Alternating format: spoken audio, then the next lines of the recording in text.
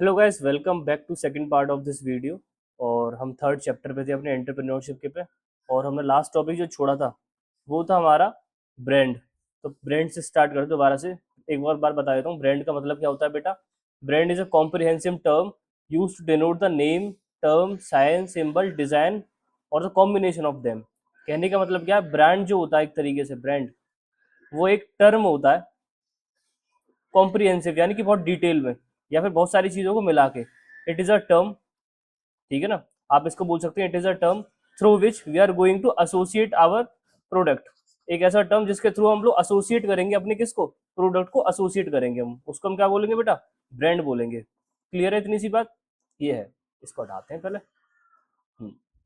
It is a term through which we are going to associate our product. ये है, या तो वो नेम हो सकता है, या कोई टर्म हो सकता है, या वो साइन हो सकता है, यानी कि सिंबल हो सकता है, कुछ भी हो सकता है वो, ठीक है ना। उसको हम क्या बोलेंगे, ब्रांड बोलेंगे। उस ब्रांड के थ्रू हम क्या करते हैं, एसोसिएशन करते हैं।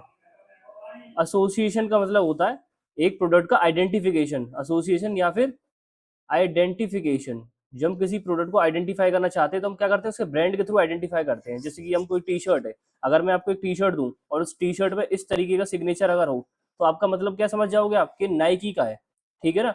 ऐसे ही करके अगर मैं कोई और चीज दूं और अगर उसका जो एक तरीके से, ये एप्पल बनाने की कोशिश कर रहा हूँ मैं, ठीक है ना। अगर ऐसे एक एप्पल, उस पर आधा खाया हुआ एप्पल है, तो क्या समझोगे आप, एप्पल का प्रोडक्ट है वो। तो इस तरीके से ये क्या सिंबल हो गया, या फिर कोई टैग, कुछ भी हो सकता है वो, ठीक है ना, उसको ब्रांड बोलेंगे। अब ब्रांड जो है वो तीन कंपोनेंट होते हैं ब्रांड के। पहला है ब्रांड नेम, दूसरा है ब्रांड मार्क, तीसरा है ट्रेडमार्क।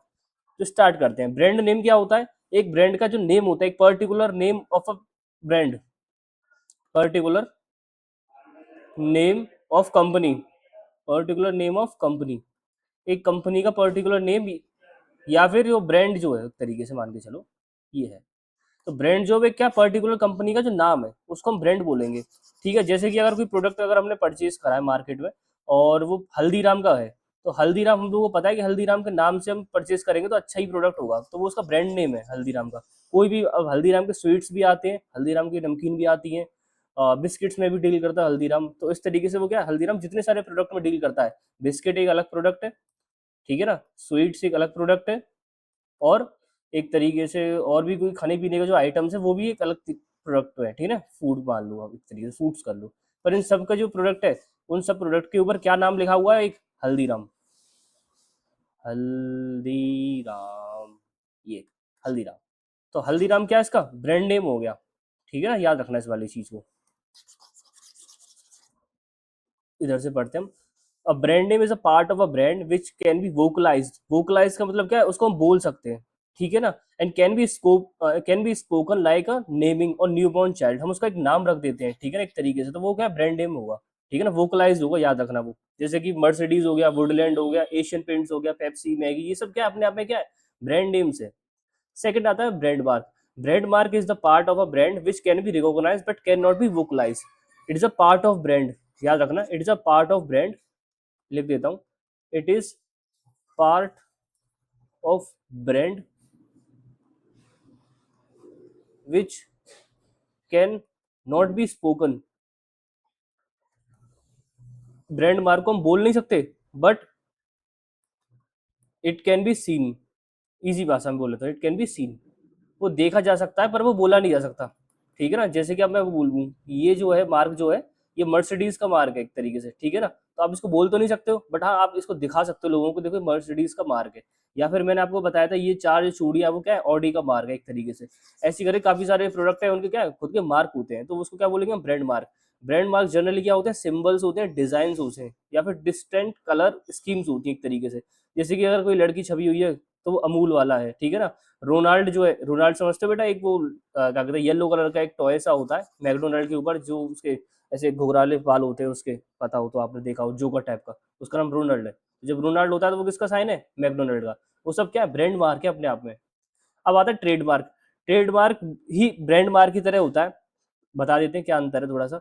अ ब्रांड और a part of a brand that given a legal protection against its use by the other firms is called trademark. Trademark is essentially a legal term protecting the sellers exclusive right to use the brand name. अब कहने का मेरा मतलब क्या है बेटा, trademark जो होता है वो ब्रांड मार्क की तरह ही होता है। ब्रांड मार्क क्या होता है, सिर्फ एक तरीके से मान लो तुम, जनरल टर्म हो गया, यानी कि नॉर्मली जो यूज होता है। पर अगर ट्रेडमार्क बोल रहे हैं उस चीज को, ट्रेडमार्क का मतलब बदल गया। ट्रेडमार्क का मतलब क्या है? Legal intellectual property, legal IP हो गई वो। लीगल आईपी का मेरा मतलब क्या हो गया भाई साहब, एक सेकंड। लीगल आईपी का मतलब हो गया कि अब ये नाम कोई और यूज नहीं कर सकता है। अगर मैंने कोई अगर एक तरीके से सिग्नेचर बना दिया इस तरीके से, ठीक है ना, और कोई अगर मैंने मार्क क्रिएट कर दिया, तो अब उस मार्क का यूज करके कोई और अपने प्रोडक्ट में सेम मार्क नहीं बना सकता है। अगर वो बनाएगा तो भाई से गड़बड़ है, फिर उसके ऊपर एक्शन लिया जा सकता है। जैसे कि एप्पल है, तो केवल एप्पल के प्रोडक्ट ही एप्पल के ऊपर, मतलब एप्पल के प्रोडक्ट ही एप्पल को अपने ऊपर डिस्प्ले कर सकते हैं, अपने मार्क को, ठीक है ना। और कोई अगर उनके जो एप्पल का जो मार्क है वो यूज करेगा, तो उसके ऊपर केस हो जाएगा इस तरीके से। तो ब्रांड मार्क क्या है?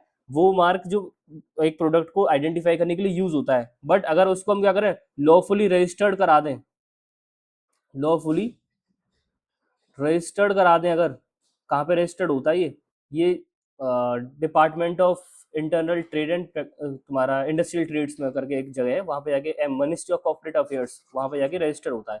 वो आपके सिलेबस का पार्ट नहीं है, बस आपको इतना पता चलना चाहिए कि ब्रांड मार्क और ट्रेड मार्क में अंतर ये है कि जो ट्रेड मार्क है उसका जो यूज है वो क्या होता है, एक तरीके से लीगलाइज्ड वे में यूज होता है, वो लीगल प्रोटेक्शन होती है उसमें, ठीक है। जबकि ब्रांड मार्क जो है वहां पर लीगल प्रोटेक्शन नहीं होती है, याद रखना। तो ब्रांड नेम, ब्रांड मार्क और ट्रेड मार्क में आपको अंतर पता चल चुका है। ब्रांड नेम फिर से बता देता हूँ, नाम जो हो गया प्रोडक्ट का वो। ब्रांड मार्क जो है जो प्रोडक्ट के लिए मार्क यूज हो रहा है वो। और ट्रेड मार्क क्या है? जो लीगल एकदम जो डिजाइन है एक तरीके से, जो हमने रजिस्टर करा रखी है लॉ के थ्रू।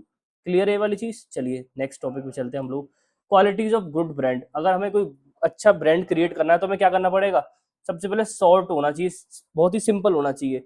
अगर मुझे कोई भी चीज है, अगर कोई भी प्रोडक्ट है, उसका नाम क्या, बहुत छोटा सा होना चाहिए, ज्यादा लोगों को मतलब बोलने में दिक्कत ना हो। शॉर्ट हो, सिंपल हो और इजी टू प्रोनाउंस हो, ठीक है ना।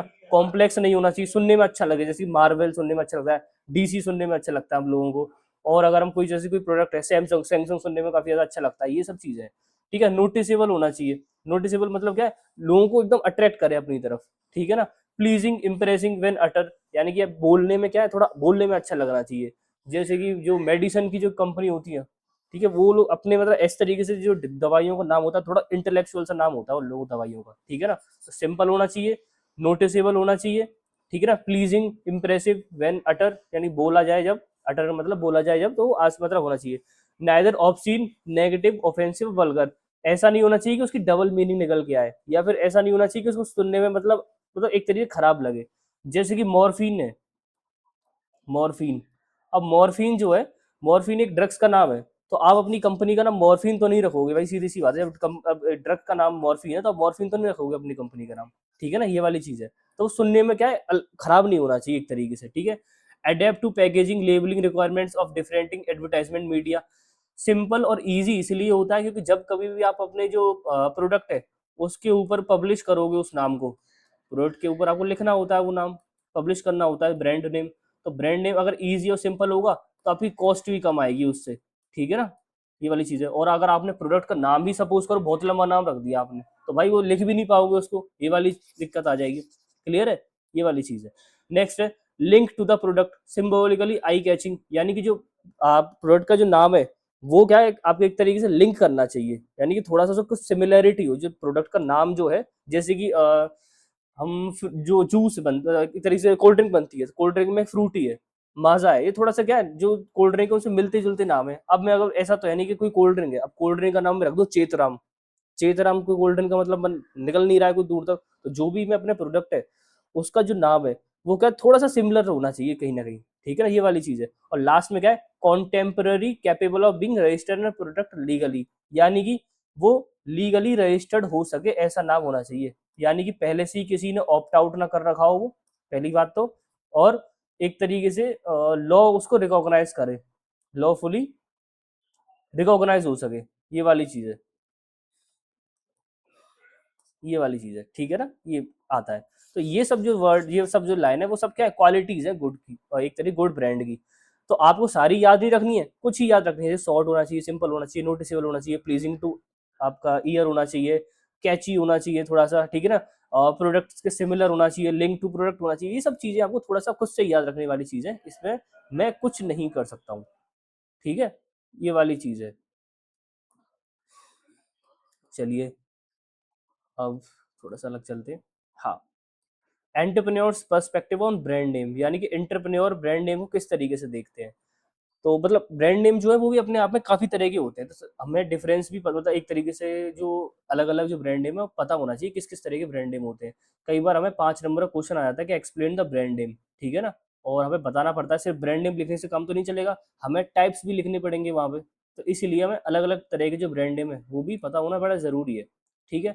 और उसके एग्जाम्पल भी देख लिख के अगर आओगे तो वो ज़्यादा इम्पैक्ट अच्छा जाएगा उसका। तो स्टार्ट करते हैं चलो। सबसे पहला है individual brand name. Individual brand name का मतलब होता है वेयर प्रोडक्ट इंट्रोड्यूस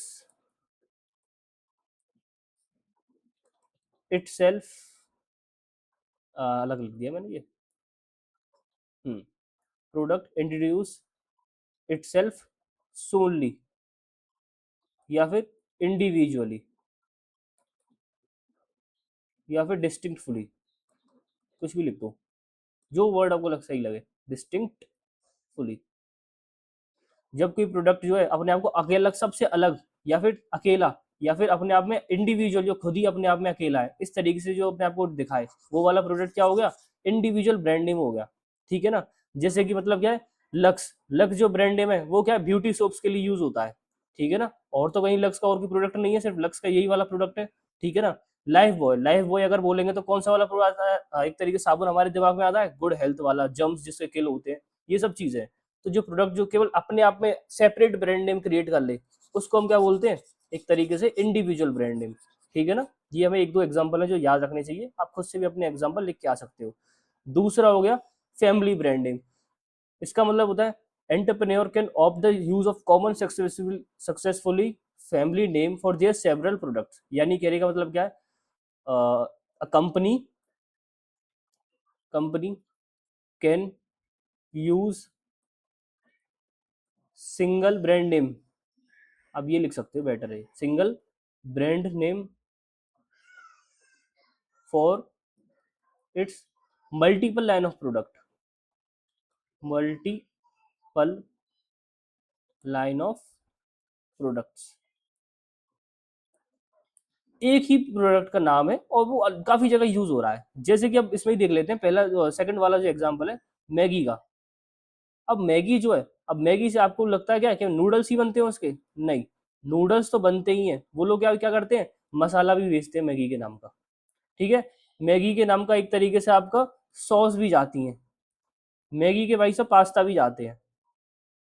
उन्होंने पास्ता के लिए अलग ब्रांड क्रिएट नहीं करी, मैगी वाली जो नाम है वही सब में यूज कर दिया है।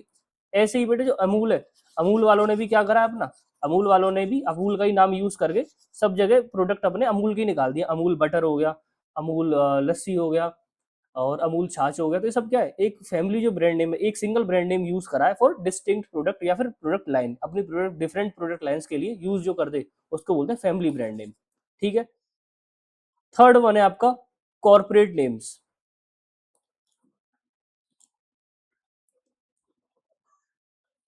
एक सेकेंड, नेक्स्ट पेज, नहीं,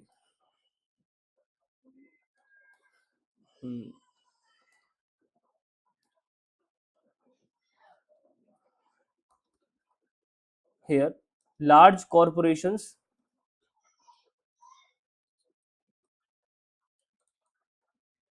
एनसीईआरटी को रेक्टिफाई कर रहा हूँ मैं, सही कर रहा हूँ तरीके से मान लो। here large corporations use their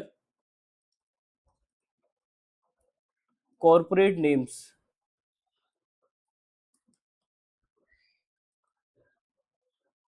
along with logo,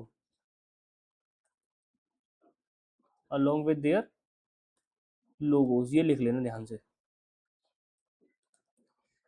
यहाँ पे हम लोग क्या करते हैं, कॉर्पोरेट नेम में, कॉर्पोरेट नेम में हम लोग क्या करते हैं, जो बड़ी बड़ी कॉर्पोरेशन होती हैं, बड़ी बड़ी कंपनियां होती हैं, वो लोग क्या करते हैं, अपने जो प्रोडक्ट है और लोगो है उसका यूज करते हैं। जैसे कि गोदरेज है, अब गोदरेज है, उसने क्या करा, उसने फ्रिज भी निकाल दिए, गोदरेज वालों ने टीवी भी निकाल दिए, और टीवी पे भी वही लोगो है, ठीक है ना, फ्रिज पे भी वही लोगो है। एसी निकाल दिया, एसी पे भी वही लोगो है। अब याद रखना, कॉर्पोरेट जो नेम होते हैं और जो मैंने उससे पहले बताया फैमिली नेम है, उसमें दोनों में एक अंतर है। यहाँ पे कॉर्पोरेट क्या करता है, अपने सिर्फ कंपनी का जो नाम है, कंपनी का नाम यूज करता है डायरेक्टली अपने प्रोडक्ट लाइन में, ठीक है ना। कॉर्पोरेट नेम में डायरेक्टली यूज होता है कंपनी का नाम, डायरेक्टली यूज देयर, बेटा ये कोई बता जाए तो नाम बता देना, चलो, directly use their companies name,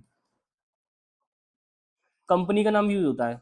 और ब्रांड नेम जो है उसमें क्या होता है बेटा, here they use most famous IP to their all product line, to their all product line, एक सेकंड, प्रोडक्ट लाइन, ठीक है ना। अब इसका मतलब क्या होगा, कॉर्पोरेट नेम में डायरेक्टली वो अपनी कंपनी का नाम यूज करते हैं सारे प्रोडक्ट लाइन में। और यहाँ पे ये लोग क्या करते हैं, फैमिली ब्रांड नेम में कोई भी एक प्रोडक्ट सक्सेसफुल अगर हो गया, जैसे मैगी सक्सेसफुल हो गई तो मैगी वालों ने मैगी चला दिया, पॉन्ड्स की एक क्रीम सक्सेसफुल हो गई तो लोगों ने क्या करा, पॉन्ड्स के ही पाउडर चला दिए, क्रीम चला दिए, शैम्पू चला दिए, साबुन चला दिए। अमूल का भाई साहब दूध एकदम फेमस हो गया था तो दूध के देखा देखी बाकी सारे आइटम अमूल नाम से निकाल दिए। पर कॉर्पोरेट नेम में क्या होता है, वो अपनी कंपनी का नाम इस्तेमाल करते हैं। अब एक बात बता दूं, मैगी जो है, मैगी की जो कंपनी है, मैगी नाम नहीं है उसका, उसका नाम है नेस्ले, नेस्ले के अंडर आती है मैगी। पर मैगी क्या है, नेस्ले, नेस्ले के अंदर आती है मैगी, और मैगी के अंदर आते हैं काफी सारे प्रोडक्ट, ये वाली चीज है। नेस्ले के अंदर और भी कंपनी आती है, ये कॉफी की कंपनी आती है, ठीक है, ब्रू बॉर्न करके कुछ ऐसी कंपनी वो आती है, इस तरीके से, ठीक है ना। जो फैमिली ब्रांड नेम है, अपने जो मोस्ट फेमस आईपी है, मोस्ट फेमस जो कंपनी जो प्रोडक्ट है उसका नाम यूज करते हैं अक्रॉस ऑल प्रोडक्ट लाइन, और ये लोग अब केवल कंपनी का नाम यूज करते हैं, कोई नहीं। फोर्थ वन है हमारा अल्फा न्यूमेरिक, सॉरी, हाँ, फोर्थ वन है बेटा आपका अल्फा न्यूमेरिक।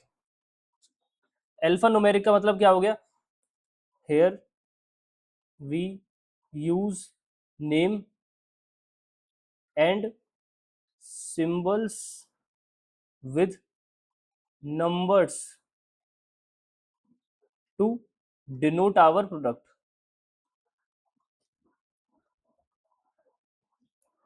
ये नोट्स में आप लिख से चल सकते हो, आप चाहो तो अपने आप को मतलब इस तरीके से डायरेक्टली डेफिनेशन लिखना है, शॉर्ट में लिखना है, तो ये सब चीजें लिख सकते हो, ठीक है ना।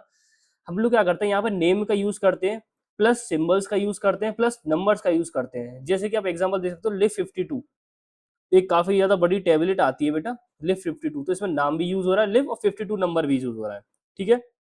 i10 गाड़ी का नाम है, i10, i20 ये भी गाड़ी का नाम है, ठीक है ना। ये सब क्या है, नाम भी यूज हो रहा है इसमें, वर्ड भी यूज हो रहे हैं, नेम भी यूज हो रहे हैं, प्लस एक तरीके से नंबर भी यूज हो रहा है। कई कई क्या है, कंपनियों में सिंबल भी यूज होते हैं, जैसे कि हिंदुस्तान यूनिलीवर में UL करके कुछ बनता है, ठीक है, तो वो अपने लोगों का भी इसी में यूज कर लेते हैं, ठीक है, इस तरीके से। तो अल्फा न्यूमेरिक में हम लोग क्या करते हैं, हम लोग नाम के साथ साथ, सॉरी, नाम के साथ साथ क्या करते हैं, एक तरीके से वर्ड भी यूज करते हैं नाम के साथ साथ, ठीक है ना। वर्ड, और वर्ड के साथ साथ सिंबल्स और एक तरीके से अल्फाबेट्स वगैरह सब कॉम्बिनेशन बना के एक डिस्टिंक्ट और यूनिक नाम बनाते हैं, ये है। तो नेक्स्ट अपन लोग चलते हैं अब टैग लाइन और अपने इस पे लोगोस पे, आ जाओ भाई टैग लाइन और लोगो पे।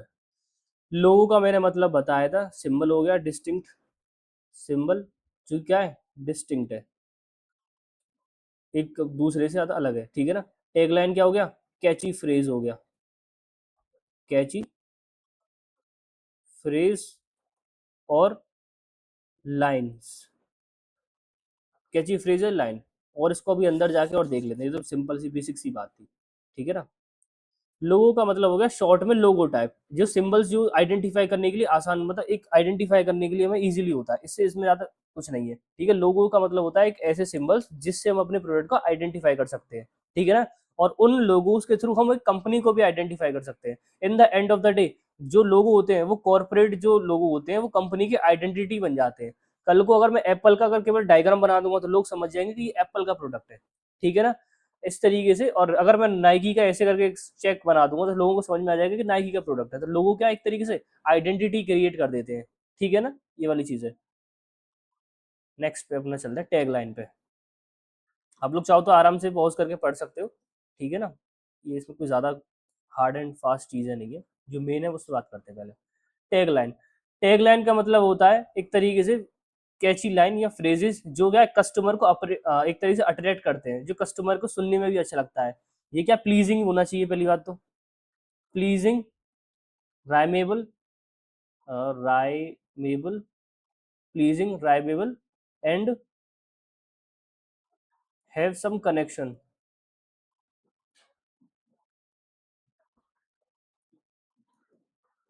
Have some connection to there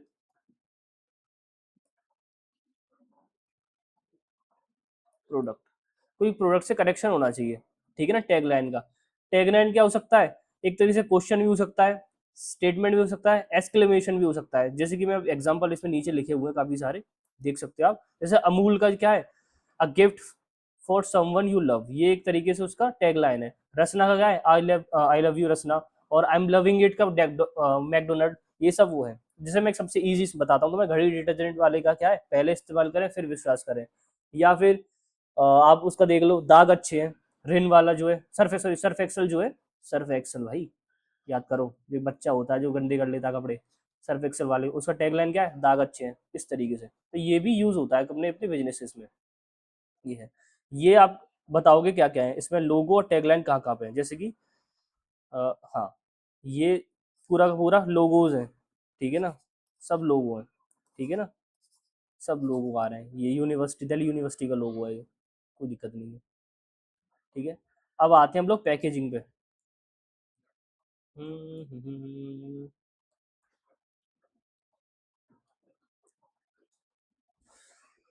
ठीक है,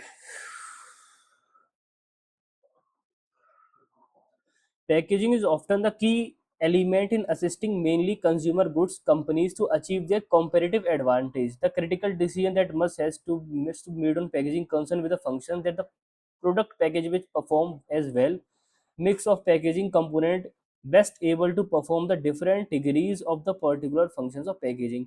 एक भी बात ऐसी नहीं है जिसमें कोई मतलब सेंस बना रहा है इसका। पैकेजिंग का क्लियरली मतलब होता है to protect your product into its deliverable state और कंज्यूमरेबल स्टेट, जो आपके प्रोडक्ट को प्रोटेक्ट करेगा डिलीवरेबल स्टेट के लिए और कंज्यूमरेबल स्टेट के लिए, उसको क्या बोलूंगा मैं, पैकेजिंग बोलूंगा। ये वाली चीज है। अरे पैकेजिंग वही तो होता है जिससे मेरा प्रोडक्ट जो है उसको मैं कंज्यूम करने से पहले मैं पैकेट बना के दूंगा, कोई मुझे मतलब मेरा प्रोडक्ट है उसके ऊपर वो एक तरीके से पन्नी चढ़ाएंगे, पैक करेंगे। तो वो क्यों कर रहे हैं, ताकि मैं जब प्रोडक्ट को कंज्यूम करने जाऊं तो मेरे को भाई वो डिलीवरेबल स्टेट में हो, मेरे को मिल जाए, अच्छा बन मिले, और जब मैं उसको कंज्यूम करूं, उसका यूज करूं, तो भाई वो सही सलामत हो। इसीलिए उसको डिलीवरेबल और कंज्यूमरेबल स्टेट में होना चाहिए पैकेजिंग के थ्रू, इसीलिए पैकेजिंग रिक्वायरमेंट होती है। ध्यान रखना, it should be attractive, attractive होनी चाहिए पहली बात तो ये, ठीक है ना। और it should be maintain goods quality, it should maintain goods quality, quality maintain होनी चाहिए। एक पैकेजिंग अच्छी कब है, जब पता चलेगी जब वो प्रोडक्ट जो है उसकी क्वालिटी में कोई कॉम्प्रोमाइज नहीं हो रहा है। मैंने अगर प्रोडक्ट परचेज करा और उसकी पैकेजिंग में ही गड़बड़ है और उससे क्या है, मेरा प्रोडक्ट खराब हो गया, सपोज करो कल को मैंने चिप्स का पैकेट लिया, और जो चिप्स का पैकेट जो मैंने ले लिया, अब वो जब कंज्यूम करने जा रहा हूँ उसमें कीड़े निकल रहे हैं, इसमें दिक्कत क्या हो गई, मेरी पैकेजिंग अच्छी से नहीं हुई है।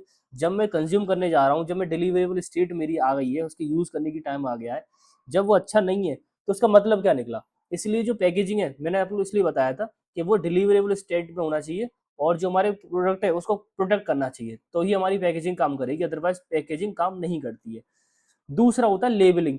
लेबलिंग और पैकेजिंग में अंतर होता है क्या, पैकेजिंग क्या है, प्रोटेक्ट के लिए यूज होता है, प्रोटेक्ट द गुड्स, और लेबलिंग का मतलब होता है डिस्प्ले ऑफ इंफॉर्मेशन, ये वर्ड अच्छा है इसमें, डिस्प्ले ऑफ इंफॉर्मेशन। यानी कि लेबलिंग में क्या होता है, जब आपका कोई प्रोडक्ट होता है उसके ऊपर नेसेसरी जो इन्फॉर्मेशन देनी होती है, जो पैकेट के ऊपर, कंटेनर के ऊपर, उसको हम बोलते हैं बेटा लेबलिंग, ठीक है ना। और ये दोनों ही प्रोडक्ट के लिए बड़ी ही रिक्वायर रहती हैं, ठीक है ना। और लेबलिंग कैसी होनी चाहिए, क्लियर होनी चाहिए, it should be, it is clear, पहली बात तो ये लिख लेना। दूसरा, it should be concise, it should be concise, it should not be वेग, वेग नहीं होनी चाहिए बेटा, ध्यान रखना ये वाली चीज, ठीक है ना। इट विल शो, या फिर इट शैल लिख लेना, it shall show complete necessary information, necessary information सारी की सारी इस पर आनी चाहिए। अगर ऐसा इनमें से एक भी चीज नहीं है तो मतलब वो तुम्हारा लेबलिंग का कोई मतलब ही नहीं है। तो याद रखना, क्लियर और कंसाइज होनी चाहिए, क्लियर होनी चाहिए, कंसाइज यानी कि एकदम टू द पॉइंट होनी चाहिए, फालतू की बकवास ना हो, ठीक है। इट शुड बी वेग, इट शुड नॉट बी वेग, इट शुड नॉट बी वेग, ये वेग नहीं होनी चाहिए। वेग का मतलब क्या होगा, कुछ भी लिख दिया उसमें, जो मन चाहे वो लिख दिया, नहीं। It will, sorry, it shall show the complete information, वो कंप्लीट इंफॉर्मेशन दे। What kind of information? About the quantity, about the quality, about the price. याद रखना, लेबलिंग किस बारे में होती है? क्वालिटी के बारे में, क्वांटिटी के बारे में, क्वालिटी, क्वांटिटी और प्राइस, इंग्रेडिएंट्स, इंग्रेडिएंट्स।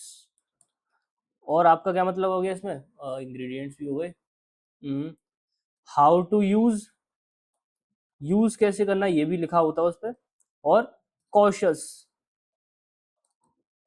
अगर उसमें कोई गड़बड़ी है या फिर कोई ऐसी चीज है जो बता नहीं है कस्टमर को, क्वेश्चंस भी लिखे होते हैं। जैसे कि आपने दवाई के सीसी जो होती हैं कफ सिरप की, उस पर लिखा हुआ keep in cool and dry place, इस तरीके से। तो कॉशियस होते हैं वो, लिखे उन्हें सब चाहिए, ठीक है ना, ये वाली चीज है।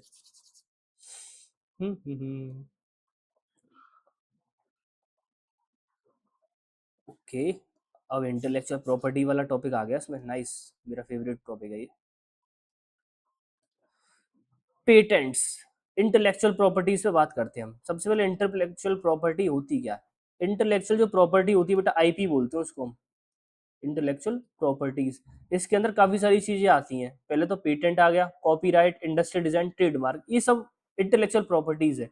यानी कि ये आप क्या अपने खुद के क्रिएटिव एफर्ट से क्रिएट करते हो इनको, क्रिएटिव एफर्ट से ये क्रिएट होती हैं,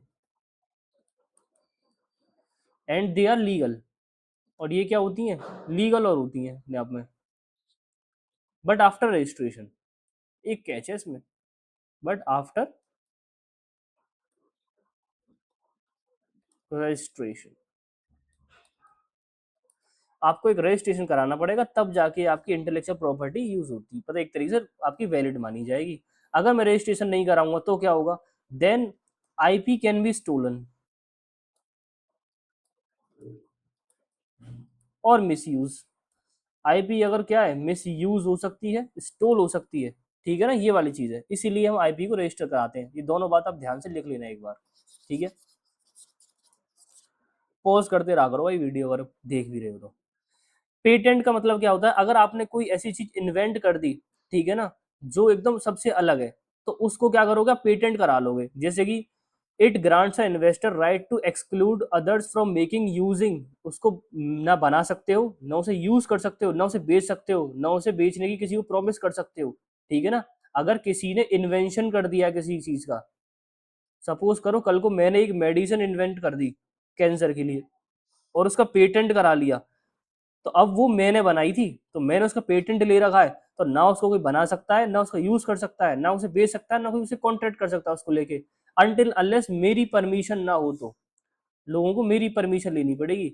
ये क्यों किया जाता है? ताकि लोग जो है बेचारे, जिन्होंने जो इन्वेंशन मेहनत करके इन्वेंशन करा है, उसको उनका बेनिफिट मिल सके आने वाले कुछ सालों तक। हमेशा के लिए नहीं होता ये, पर कुछ 10-20 साल तक के लिए टाइम लिमिट होती है। पेटेंट की टाइम लिमिट जो होती है वो 20 साल के लिए होती है, मैं आपको बता दूं, ठीक है ना। ये है, चाहो तो लिख लेना 20 साल, नहीं तो मन है आपका। पेटेंट में क्या क्या आ सकता है आपका? कोई मशीनरी अगर आपने बनाई है, या फिर कोई मैन्युफैक्चरिंग सब्सटेंस बनाया, यानी कि कोई दवाई बना दी, कोई कंप्यूटर के सॉफ्टवेयर अगर आपने बना दिए, ठीक है ना, कोई केमिकल बना दिया कोई, ठीक है ना, कोई आपने कोई आर्ट बना दी, कोई प्रोसेस बना दी, आर्ट नहीं आएगा इसमें, ठीक है ना, कोई प्रोसेस बना दी, कोई मेथड बना दिया किसी चीज को करने का, कोई मैनर ऑफ मैन्युफैक्चरिंग बना दिया, कोई तरीका बना दिया कि इससे मैन्युफैक्चरिंग करो, कोई हार्डवेयर बना दिया, हार्डवेयर का मतलब क्या होगा, कोई ऐसा मशीन बना दी जिससे डायरेक्टली चीजें बन रही है, ठीक है ना। ये सब किस में आ गया, पेटेंट में आ गया। पर अब पेटेंट को याद रखने के लिए सबसे बेस्ट मैं यही कहूंगा आप लोगों से कि आप ऐसे याद रखो कि जो मशीन वगैरह है उसके लिए हम पेटेंट का यूज करते हैं। दूसरे नंबर पे आता है बेटा कॉपीराइट। कॉपीराइट में क्या होता है, कॉपीराइट आर्ट के लिए होता है, तो वहां वो गड़बड़ लिखा हुआ था, उस पर ध्यान मत देना। कॉपीराइट आर्ट और आर्टिस्टिक फ्रेमवर्क के लिए होता है।